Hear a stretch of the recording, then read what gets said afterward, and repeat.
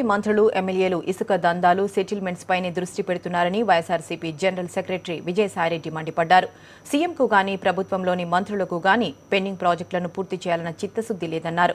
December 5న జరిగే వైఎస్ఆర్సీపీ మహాధర్నాను విజయవంతం చేయాలని విజయసాయిరెడ్డి పిలుపునిచ్చారు.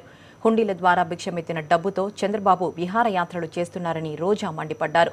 ప్రజల సొమ్మును పలహారంగా తింటూ విదేశాల్లో గడిపేస్తున్నారని ఆమె తీవ్రంగా విమర్శించారు. చంద్రబాబు తీరుతో రైతులు శాశ్వత రుణగ్రహీతలుగా మిగిలిపోతున్నారని వైఎస్ఆర్సీపీ నేతలు ఆగ్రహం వ్యక్తం చేశారు.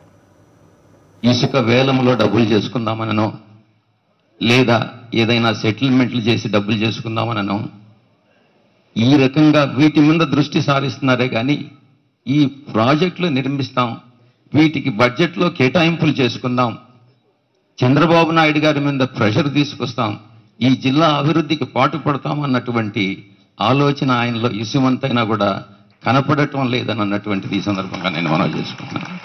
భవిష్యత్తులో తెలుగుదేశం పార్టీని నమ్మే ఆలోచనలో మాత్రం ప్రజలు లేరు అనేది ఈ 5-6 నెలల్లోనే స్పష్టంగా మనం చూస్తున్నాం.